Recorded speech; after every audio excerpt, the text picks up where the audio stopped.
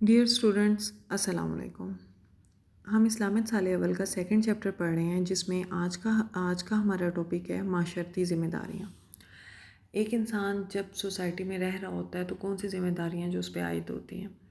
اس میں پہلا پوائنٹ ہے محاسن اخلاق۔ محاسن اخلاق کہا جاتا ہے اچھے اخلاق کو۔ اس کے پوائنٹس آج ہم ڈیٹیل سے پڑھیں گے اور نیکسٹ لیکچر میں ہم رذائل اخلاق پڑھیں گے۔ رذائل اخلاق کہا جاتا ہے برے اخلاق کو۔ محاسن اخلاق ایسے اچھے اخلاق جو انسان کی شخصیت اور کردار کی تعمیر کریں اور معاشرے پر اچھے اثرات مرتب کریں، انہیں محاسن اخلاق کہا جاتا ہے۔ اور رذائل اخلاق کہتے ہیں برے اخلاق کو جو انسان کی شخصیت کو بھی بگاڑیں اور معاشرے میں بھی بگاڑ پیدا کریں۔ اس میں شارٹ کویسچن ہے، محاسن اخلاق سے کیا مراد ہے؟ محاسن کا لفظ حسن سے نکلا ہے، جس کا معنی اچھا ہونا ہے، مطلب انسان کی اچھی عادات اور اچھے اعمال۔ محاسن اخلاق میں پہلا پوائنٹ ہے دیانت۔ دیانت اور ایمانداری یہ انسان کا ایک اچھا عمل ہے۔ دیانت کے معنی آتے ہیں درست روش کے اور سچائی میں بھی آتے ہیں۔ قرآن مجید میں بھی دیانت کے بارے میں بہت زیادہ تلقین کی گئی ہے۔ اللہ تعالیٰ قرآن پاک میں فرماتے ہیں، بلا شبہ اللہ حکم دیتا ہے کہ امانتیں ان کے سپرد کرو جو ان کے اہل ہیں۔ حدیث ہے، جس میں امانت نہیں اس کا ایمان نہیں، اور جس میں عہد نہیں اس کا دین نہیں۔ ایک مسلمان کو امانت دار ہونا جو ہے وہ بہت زیادہ ضروری ہوتا ہے۔ دوسرا پوائنٹ ہے اس میں صدق، سچائی، کہ ایک مسلمان جو ہے اسے سچ بولنا جو ہے وہ بہت زیادہ ضروری ہوتا ہے۔ سچ جو ہوتا ہے وہ نجات دلاتا ہے، اور جھوٹ جو ہے وہ انسان کو ہلاک کرتا ہے، یہ حدیث ہے۔ تو اللہ تعالیٰ جو ہے وہ ہم سب کو سچ بولنے کی توفیق عطا فرمائے، آمین۔ کیونکہ مومن جو ہے نا وہ جھوٹا نہیں ہوتا، تو اگر جو انسان جھوٹ بولتا ہے نا تو وہ جھوٹ جو ہے نا اس کو بعض دفعہ بہت زیادہ مشکلات کا اس کے لیے سبب بن جاتا ہے، اور کہتے ہیں کہ جو انسان ایک دفعہ جھوٹ بولتا ہے نا تو اسے پھر بار بار جھوٹ بولنا پڑتا ہے۔ عدل و انصاف، کہ ایک مومن کو، ایک اچھے انسان کو کی نشانی ہے کہ وہ عادل ہو، عدل و انصاف کرنے والا ہو۔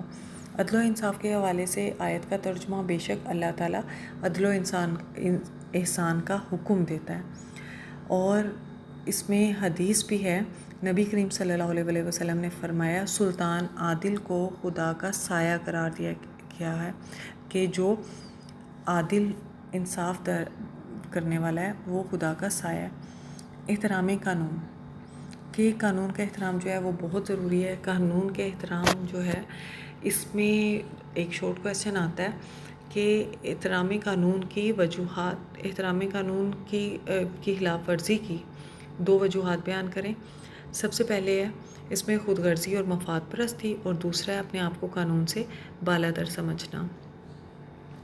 یہ شارٹ کویسچن آتا ہے، قانون کی خلاف ورزی کی 2 وجوہات۔ یہ میں نے نا اسکرین پہ اس لیے ساتھ ساتھ مینشن کر دی ہیں تاکہ میرے بولنے میں آپ کو اگر سمجھ نہیں آتی تو آپ جو ہے وہ اسکرین سے دیکھ کر وہ یاد کر لیں۔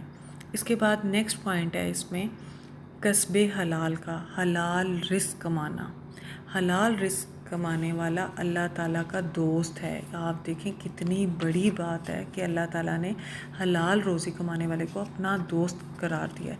اور جو انسان حرام کماتا ہے تو اس انسان کی کوئی بھی عبادت، کوئی بھی دعا جو ہے وہ قبول ہرگز نہیں ہوتی۔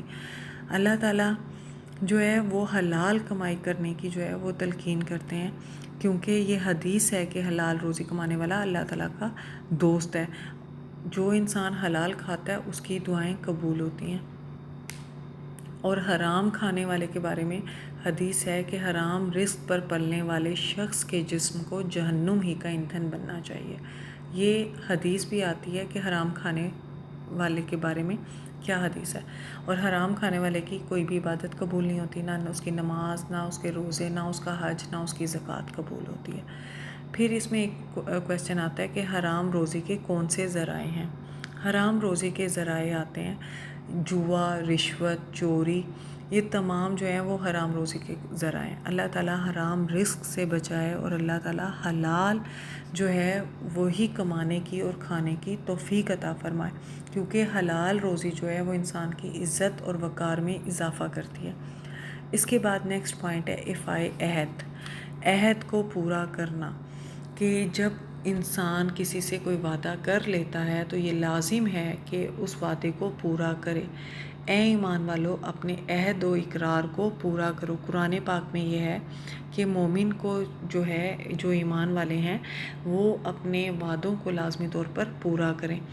آپ صلی اللہ علیہ وسلم نے سے پوچھا گیا منافق کی نشانیاں، تو آپ نے بتایا منافق کی 3 نشانیاں: جب بات کرے تو جھوٹ بولے، وعدہ کرے تو وعدہ خلافی کرے، اور جب امانت دی جائے تو اس امانت میں خیانت کرے۔ یہ آپ صلی اللہ علیہ وسلم نے منافق کی 3 نشانیاں بتائی ہیں۔ اس کے بعد نیکسٹ پوائنٹ ہے احصار کا۔ اچھا میں نے اس میں کہہ دیا آپ صلی اللہ علیہ وسلم سے پوچھا گیا منافق کی نشانیاں، جبکہ سوری میں نے یہ غلط جملہ بولا، کویسچن تھا حدیث کی روح سے منافق کی نشانیاں کتنی ہیں؟ حدیث کی روح سے منافق کی 3 نشانیاں: جب بات کرے تو جھوٹ بولے، جب وعدہ کرے تو وعدہ خلافی کرے، اور جب امانت دی جائے تو اس میں خیانت کرے۔ اس کے بعد نیکسٹ پوائنٹ ہے احصار۔ احصار کہتے ہیں قربانی دینے کو، اور یہ قربانی عید الاضحیٰ والی قربانی نہیں ہوتی، بلکہ یہ قربانی ہے اپنی خواہشات کی قربانی، کہ ایک چیز جس کی آپ کو بھی ضرورت ہے اور آپ کے دوسرے مسلمان بہن بھائی کو بھی ضرورت ہے، تو آپ اپنی ضرورت کو ترجیح نہیں دیتے بلکہ اس مسلمان بہن بھائی کی ضرورت کو پورا کرتے ہیں۔ اللہ تعالیٰ مجھے معاف کرے اگر میرے بولنے میں کوئی غلط بات ہو گئی یا کوئی کمی پیشی ہوگی، تو اللہ تعالیٰ معاف کرے، کیونکہ بولتے ہوئے سم ٹائم اندازہ نہیں ہوتا کہ ہمارے منہ سے کیا لفظ جو ہے وہ نکل جاتا ہے۔ اور دین کا معاملہ تو اس طرح کا ہے کہ جب ہم قرآن اور حدیث کا کوئی بھی ریفرنس دیتے ہیں تو وہ لازم طور پہ کنفرم ہونا چاہیے، کیونکہ اگر اس میں اگر وہ کنفرم